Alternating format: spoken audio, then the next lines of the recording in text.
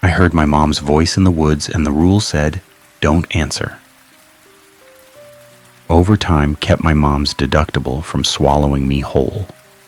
So I took the midnight access shift at the remote gatehouse and told myself it was just cameras and a radio. At 2:37 a.m. Tuesday, the heater under the console clicked off and stayed off, which made the room feel like a walk-in freezer. The coffee pot gurgled its last breath, so I slapped the warming plate out of habit and watched the screen labeled Gate 12 flicker once, like it blinked. A familiar voice is cheaper than a search team. That line sounds ugly in my head now, because the voice came through the perimeter feed with no static and no distance, no wind, no echo. Just my mom saying my name the way she used to when I missed a call. The cursor on the incident queue hopped by itself, and the little box that normally showed deer or hikers filled with one word: recognized. Anyone who's worked a lonely night shift knows the temptation to answer, because a voice feels like proof that the world is still normal. My hand hovered over the talk button anyway, not because I believed in ghosts, but because the contractor graded every shift on response time and operator engagement. That was the small lie I kept telling myself, that performance metrics couldn't hurt anyone. The shift binder sat open where the day operator had left it, the laminated tabs bent and shiny from too many fingers. A coffee ring stained the page and ate half a line, but the bold part survived, and it sat in my sight line like it was watching me back. The printed header was a boring internal marker in tiny gray text, something like a revision tag and initials, and the rule beneath it read, "If a familiar voice comes from the tree line mics, do not respond. Log only." My thumb pressed the log key instead of the mic, because the job was new and I wanted to do it right. The console beeped once, accepted the entry, and then the voice said my employee nickname, the one the system used in training videos. The hair on my arms rose for no reason that made sense, and the cursor moved again, as if the machine was impatient. The first thing I did wrong was subtle. I opened the playback window to catch the exact phrasing, because I wanted proof for the morning report. But the slider bar snapped back to 0 as soon as it started. The pop-up that replaced it came from an official-looking queue name I recognized from HR onboarding, and its message hit like a hand on my shoulder. Operator non-responsive. Auto relief will initiate if silence persists. Silence meant compliance, so I stayed silent and the system punished me for it. A lock icon appeared on my own door, and the deadbolt I never used clicked from the inside. The voice in the woods stopped, but the queue counter kept incrementing, and a second box popped up with a softer tone that made my stomach turn. Wellness, check protocol active. The day operator had mapped the building for me during orientation in 3 tired sentences, and I clung to that map because my thoughts wanted to scatter. The console faced a glass window looking onto the service yard. The only exit door sat behind my chair, 10 steps away, with a keypad on the right. The emergency breaker panel hung left of the door, a metal box with a triangle scratched into the paint, like someone had tested a knife there. Past the glass, the gate arm to the service road angled across the gravel, and beyond it, the woods waited in a dark line that felt too close. A handwritten note lay under the keyboard, folded so many times it wanted to stay folded. The paper had toner smears on one side, like it had been pressed against a warm printer, and the pen strokes sank hard into the fibers. No signature, no date, just 2 lines in rushed block letters. If it says wellness, keep it manual. Silence triggers the handoff. I swallowed and tasted nothing because my mouth had gone dry, and I told myself the note was somebody's paranoia about software. The contractor had been rolling out automation all season, and everyone joked about being replaced by an algorithm. But joking is how adults keep fear small enough to carry. I needed this job. I had signed the NDA. I couldn't afford to be the one who panicked and got flagged as unstable. The rule said don't answer, so I didn't, and the console started answering for me. A tone played through the overhead speaker, the kind used to acknowledge a ticket, and then a voice filled the room from inside the building. Not outside on the mics. My mom again, but closer, like she stood in the hall behind my chair. "It's cold," she said, and she breathed at the end of the sentence like she had climbed stairs. The doorknob behind me turned once, slow, then stopped. The radio on my chest crackled with a dispatch that wasn't on any channel I knew. A clean, synthetic female voice, reading like it was bored. The badge clip tugged at my shirt when I looked down, and the radio display showed a routing code that wasn't in the quick guide. The dispatch said, "You will maintain silence during wellness protocol. You will not engage with external audio. You will remain at station until relief arrives." The second person in that instruction hit my nerves, because it wasn't the binder talking, it wasn't a coworker, it was the system. I pressed the manual override button without thinking, because every part of my training screamed that automation needed a human hand when something went off script. The button resisted like it didn't want to be pushed. Then it sank with a soft click. The lock icon on my door blinked, hesitated, then stayed on. And the cue counter kept climbing, which meant manual mode wasn't actually manual. Another pop-up slid across the screen, and the warning text had a misprint in the middle. One missing letter that made it look like a cheap scam. Auto relief authorized. Service gate opening for approved maintenance.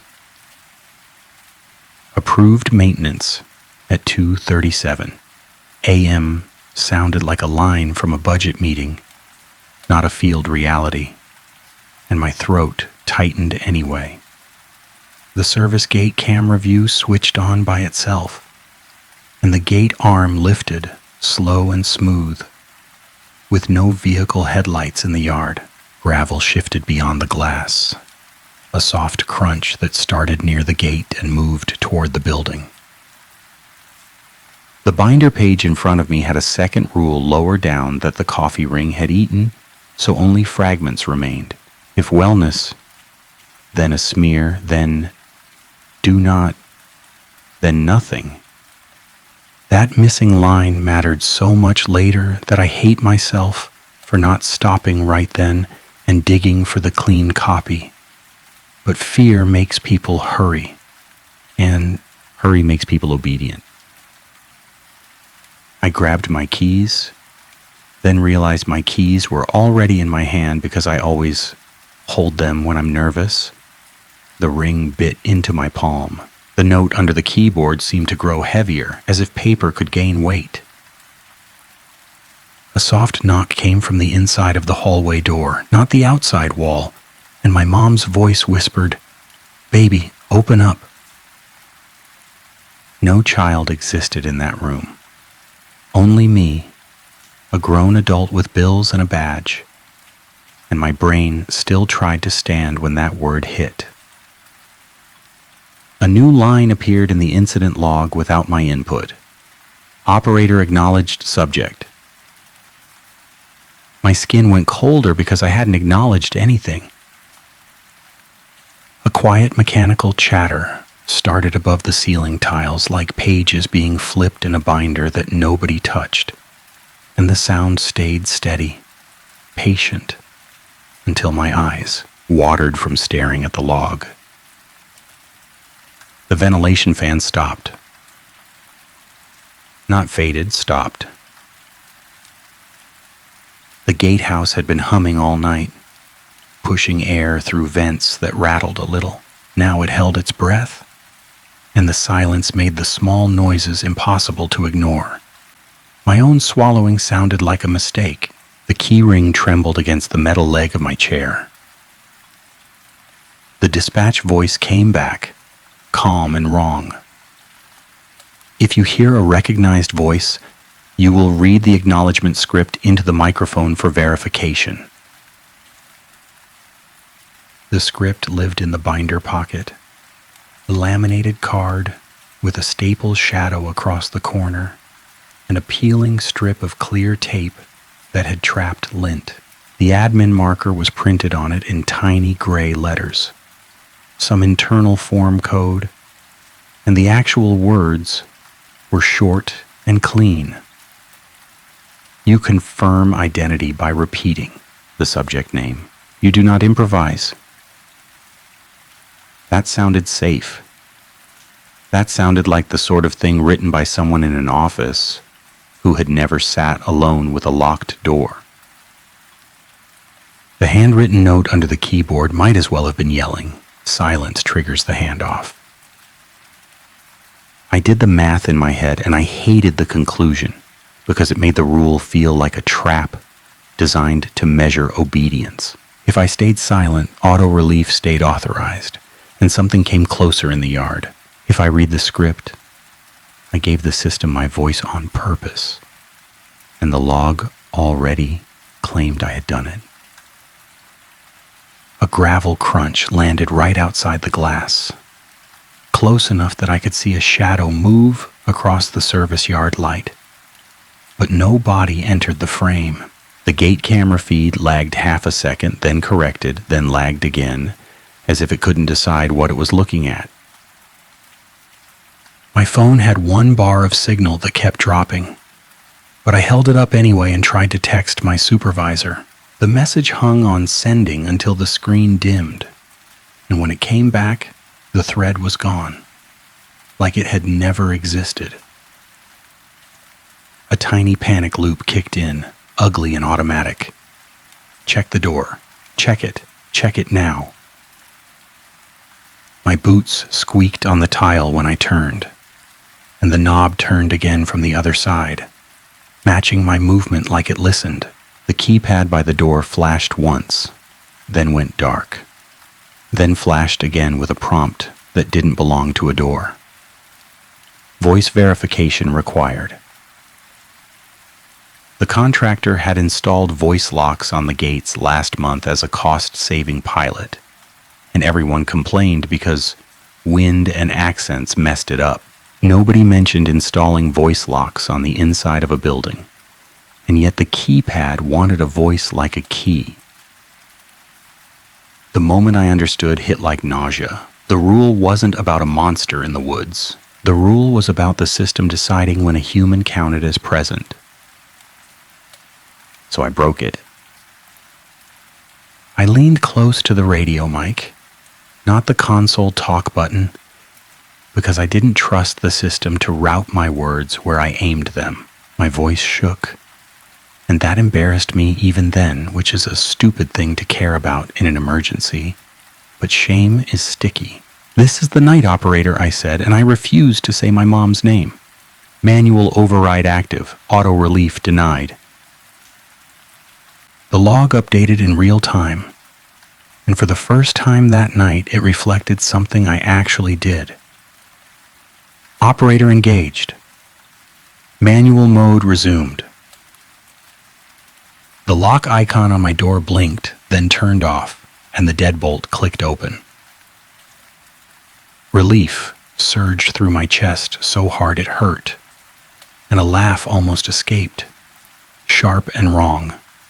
That tiny win felt like proof that logic still mattered. The gravel crunch outside paused. The overhead speaker went quiet. Then the voice in the hallway changed. My mom's tone slid into my supervisor's tone without any transition, and the words came out like a policy reminder. "Stay at your station," it said. "We are sending relief." The way it said relief made my stomach drop because it sounded practiced, like a recording used in training. And I knew that voice from compliance videos. The system didn't need my mom. It just needed a voice that made me obey. The service yard camera feed stuttered again, and this time the stutter left a ghost frame behind. My own silhouette standing by the gate arm, head tilted as if listening. The timestamp in the corner jumped forward, then backward, then settled on the current minute as if nothing happened.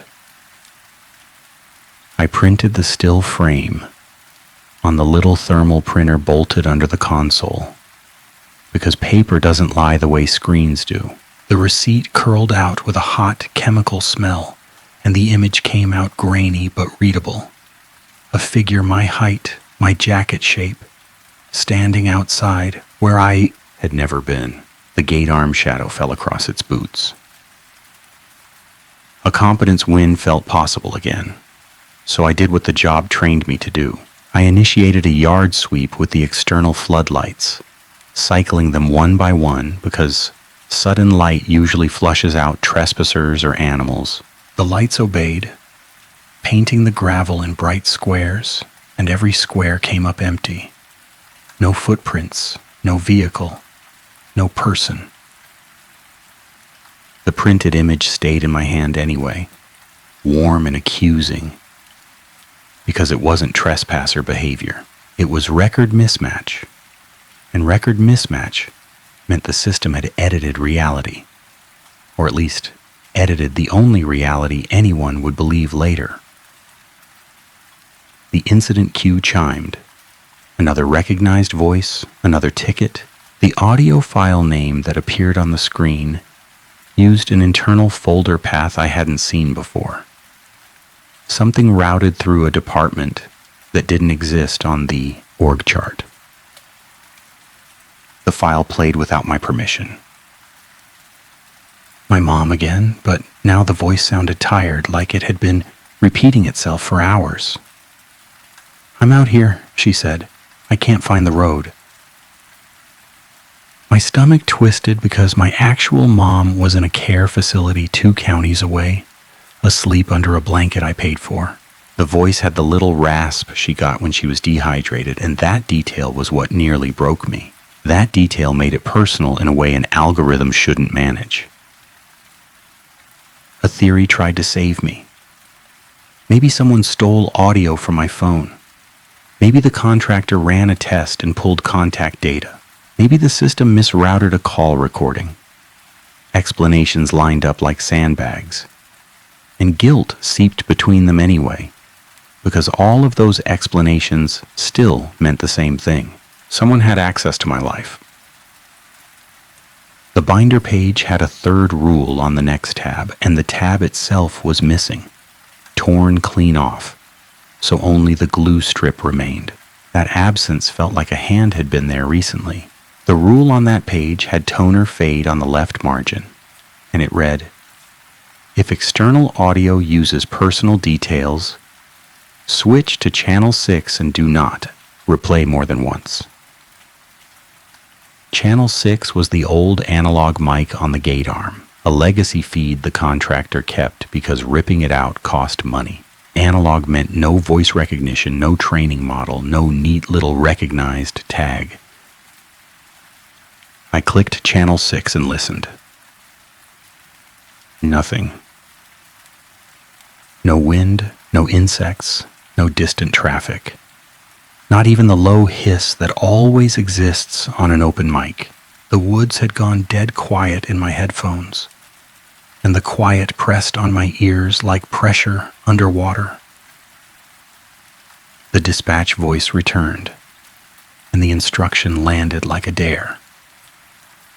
If you confirm the subject, you will be released from wellness protocol. Released, like a prisoner. A choice sat in front of me that wasn't in any training. Stay silent and let auto-relief come, which felt like letting the system decide who entered the yard. Keep talking and risk giving it more voice data, which felt like feeding a machine that already knew too much. Either way, the gates and cameras and logs would tell a story later. And that story could end with me fired, sued, or blamed if someone got hurt. The reason I didn't walk out right then came down to one ugly truth. Walking out meant losing the overtime that kept the lights on at my mom's place. That pressure line is cheap, but it's real, and it's what the contractor counted on. People don't leave when leaving costs too much. A second printed still frame slid out of the thermal printer with no command, as if someone had hit print from the other side of the system.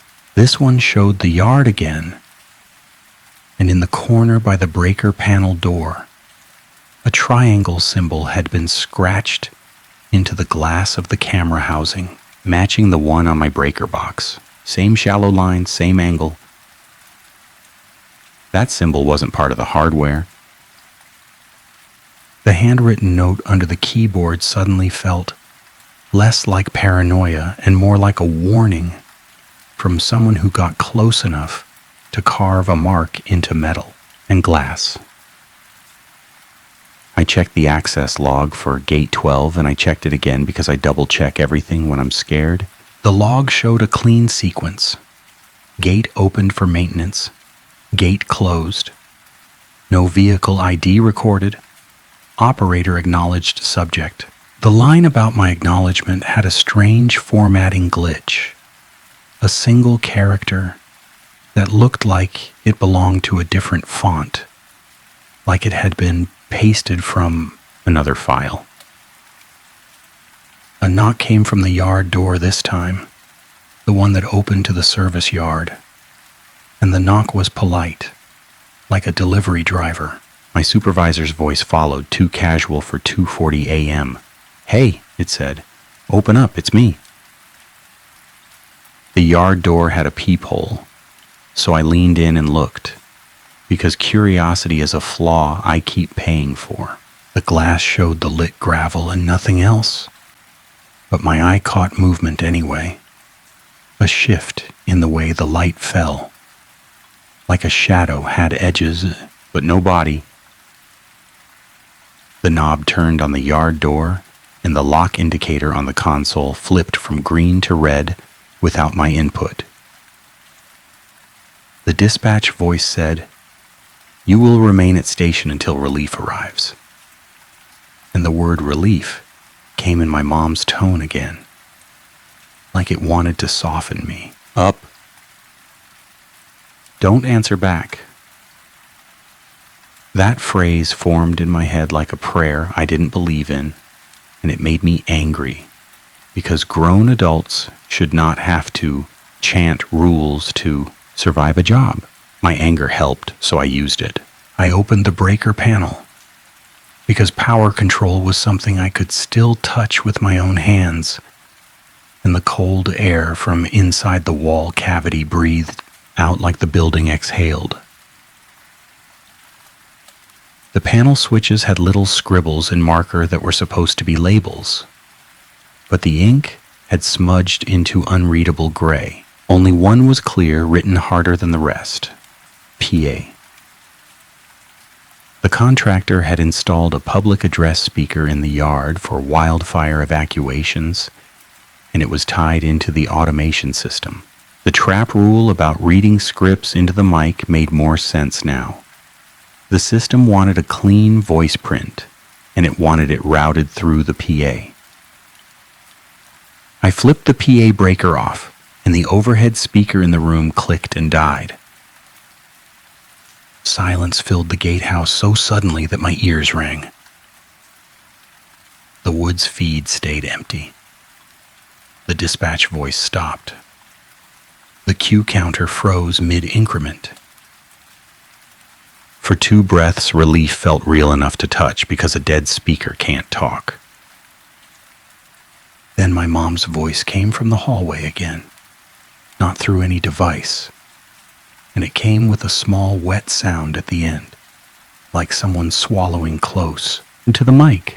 "Please," she said, and the word pressed into my chest. "I'm right here." The hall outside the console room ran straight to the building exit, and the overhead light in that hall had always flickered because the ballast was old. That flicker gave me a rhythm to focus on. 3 steps to the door, 5 steps to the restroom, 10 steps to the exit keypad. The yard door sat on the left wall halfway down, its window showing only black now, because the floodlights had gone off when I killed the PA breaker. My hand shook on the flashlight, and I hated that too, because competence is a mask I like wearing. The triangle symbol on the breaker panel seemed to catch my light and glow for half a second, but it was just scratched paint, just a mark, just a warning carved by someone who wanted to be believed.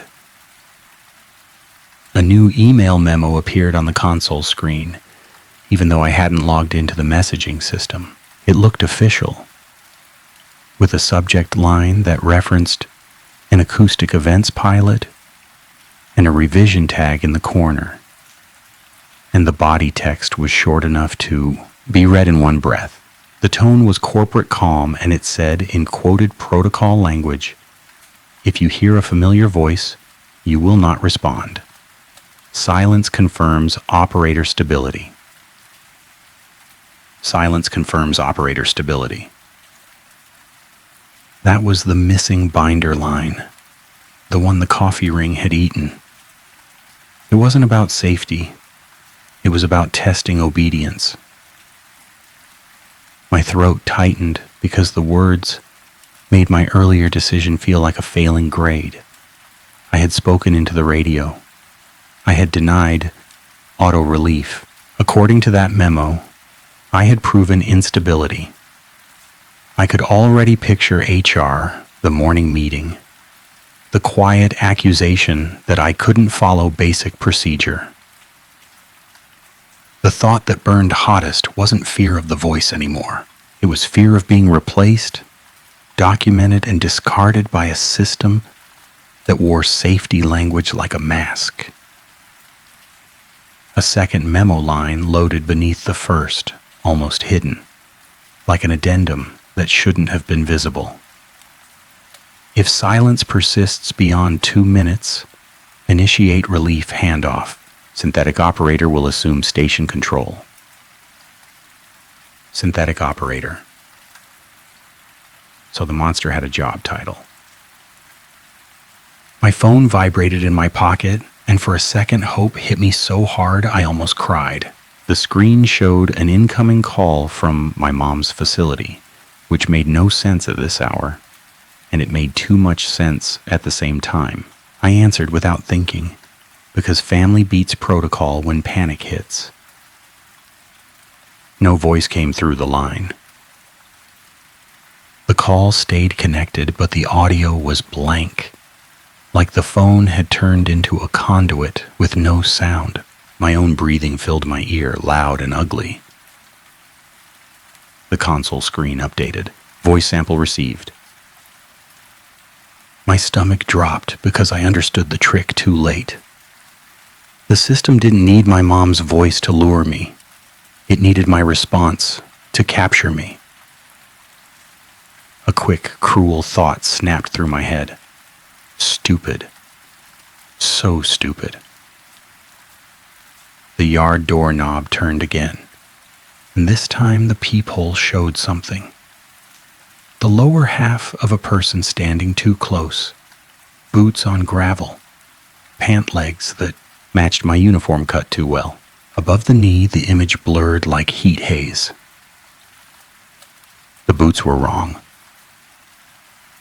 They were my boots. The thermal printer whined, and another strip of paper spat out without permission, curling at my feet like a tongue. A single line of text printed on it. faint and broken because the head needed cleaning.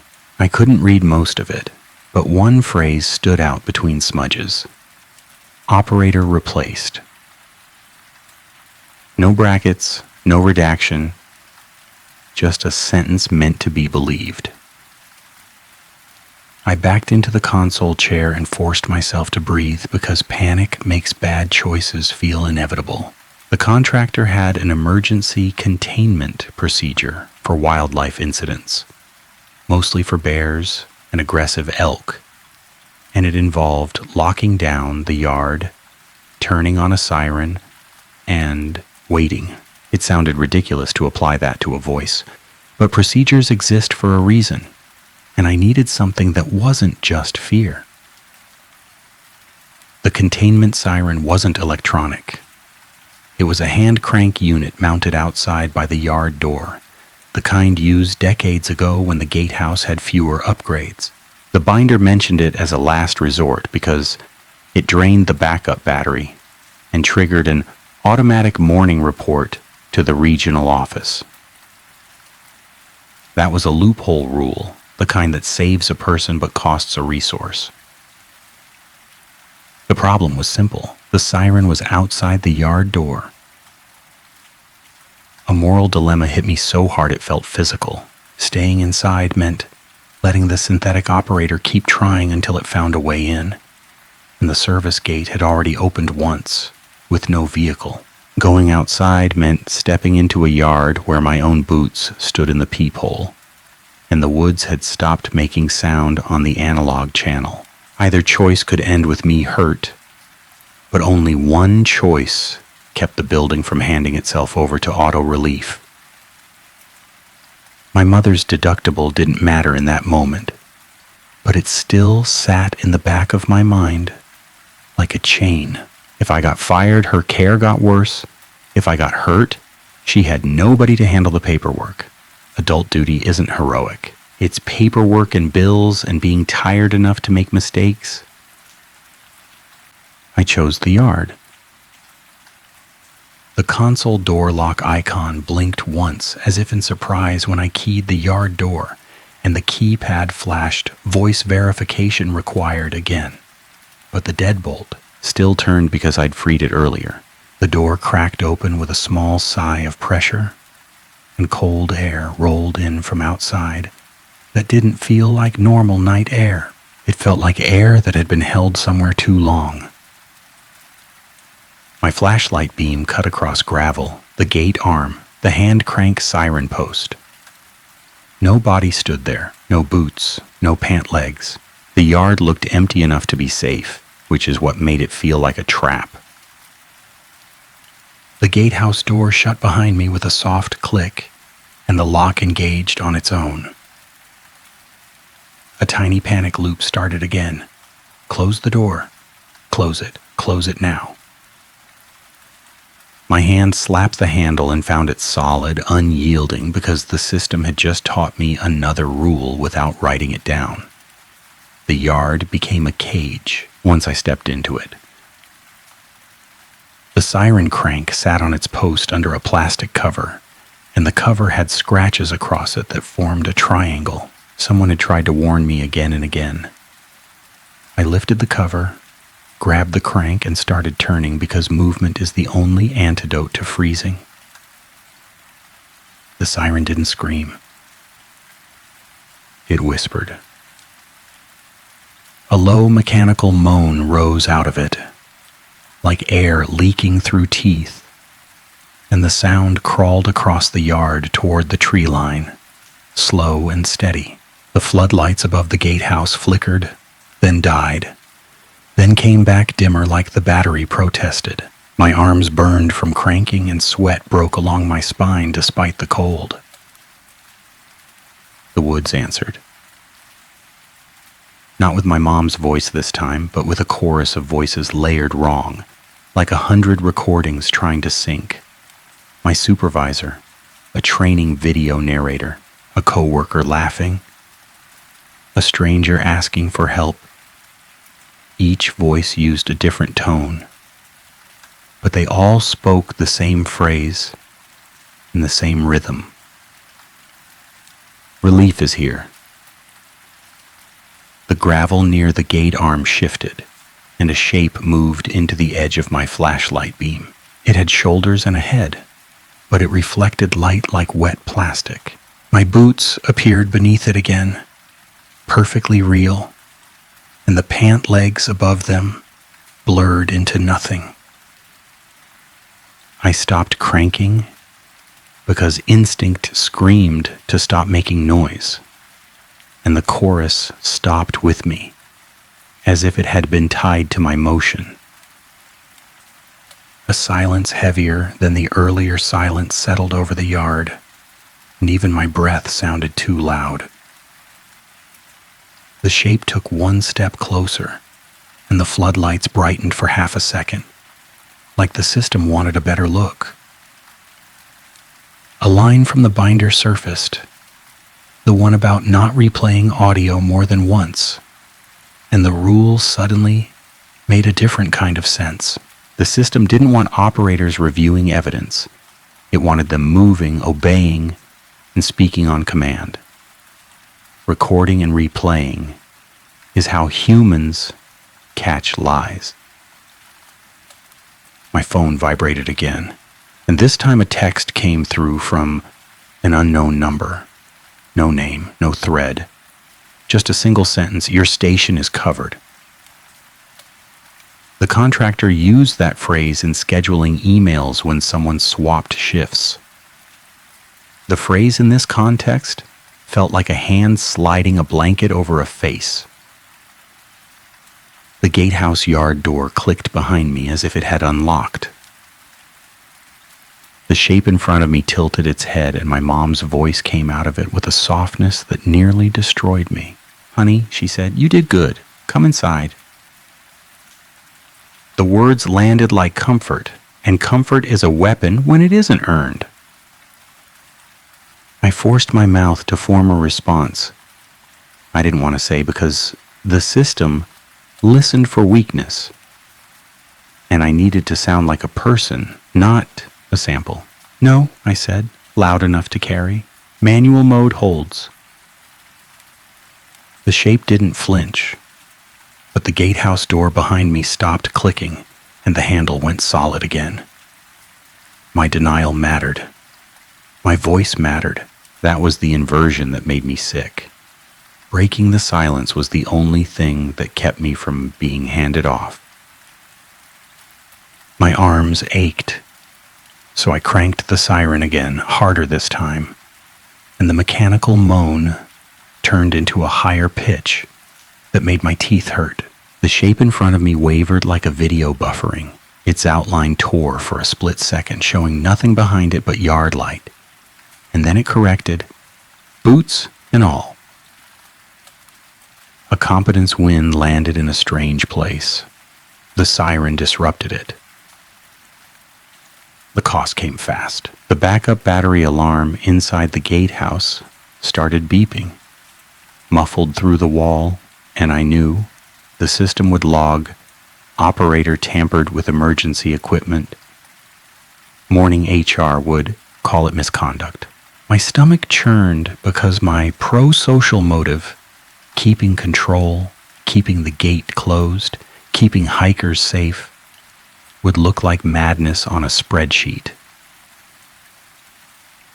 The service gate arm behind the shape lifted again, smooth as a promise, and the woods beyond it swallowed the light. Something moved in that darkness, not a body, not an animal, but a shifting patch where the air looked thicker.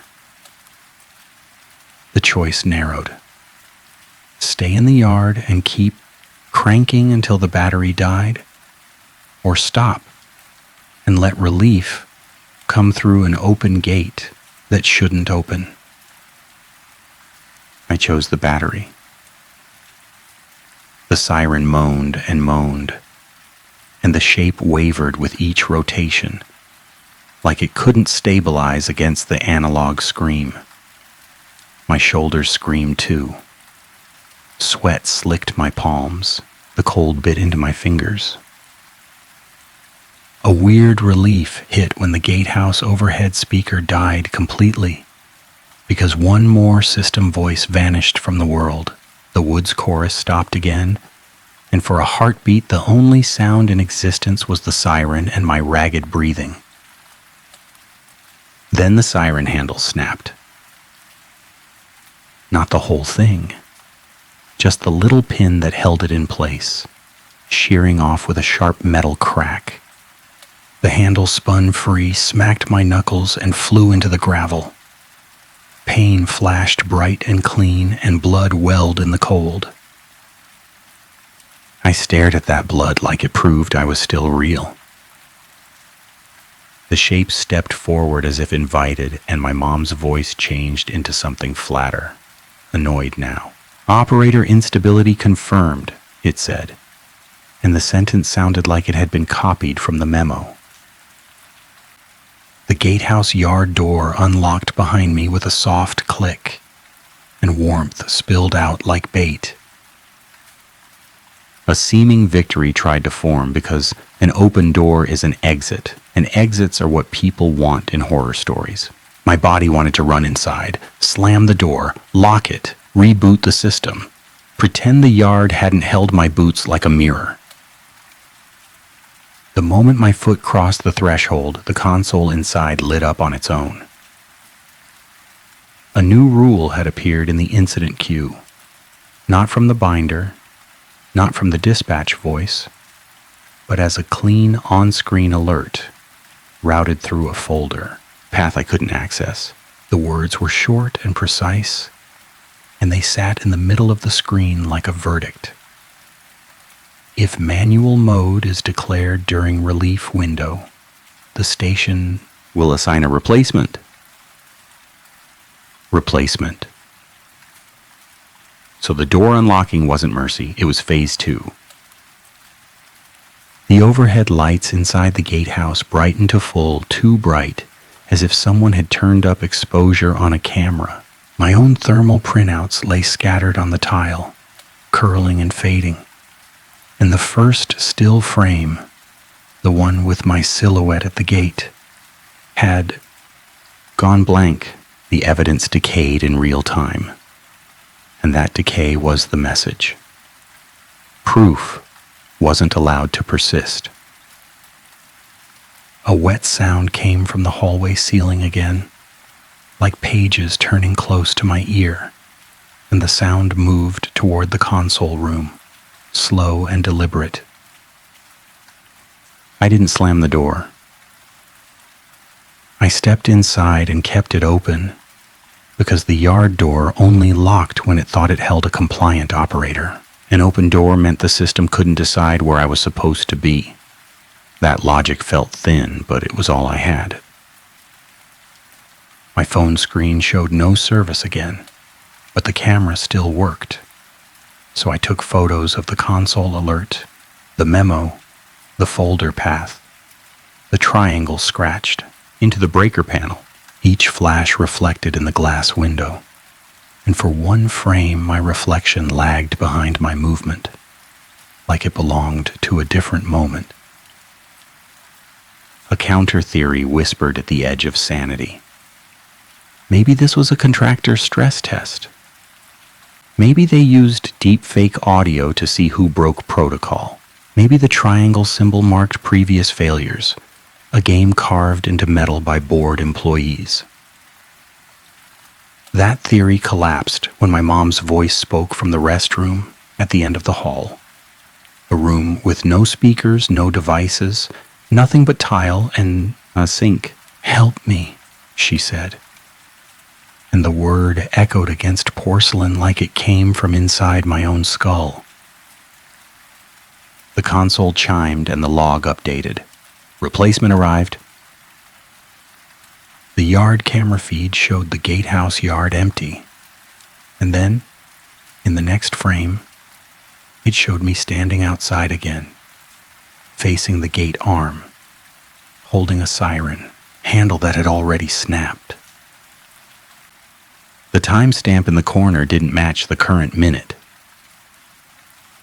The mismatch was small, almost ignorable, the kind of error people write off as software glitch. But it mattered because it proved the system could write footage the way it wrote logs. If the system could write footage, it could write me. I did the only thing that felt like responsibility. I opened the regional upload portal on the console and tried to send the incident log and my photos to the morning supervisor and the safety office at the same time because redundancy is a habit from my last job. The upload bar crawled, then completed, then the confirmation banner flashed so quickly I almost missed it. File moved. Moved where? My sent folder was empty again. The upload history was blank. The photos on my phone had duplicated into a new album titled with a code I didn't recognize, and then that album vanished, leaving my camera roll clean. The system didn't delete proof, it reassigned it. A harsh internal line cut through me. This is what doomed me. The hallway light flickered, and in the flicker I saw my boots at the end of the hall, toes pointed toward the console room. The boots stood where the hallway met the shadow, and above them, nothing resolved. No legs, no body. Just a blur like a camera refusing to focus. My mom's voice came from the blur, and this time it didn't plead. It instructed. Sit, it said, calm like a nurse. Rest.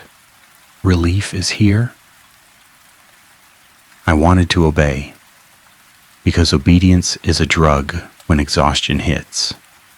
And I had been awake too long, working too many nights, living on coffee and fear. Burnout makes surrender feel like relief. The handwritten note under the keyboard flashed in my mind, and I pulled it out, like it could stop my thoughts from slipping. Silence triggers the handoff.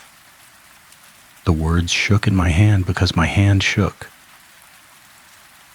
I spoke again, louder, forcing myself into the kind of voice used in emergencies. County dispatch, I said into the radio. Not because I had a clear channel, but because saying it made me feel less alone. Emergency at gate 12. Operator trapped. Gate opened without authorization. The radio hissed. Then a real human voice answered, faint and clipped, like it came through multiple relays. Repeat last, it said.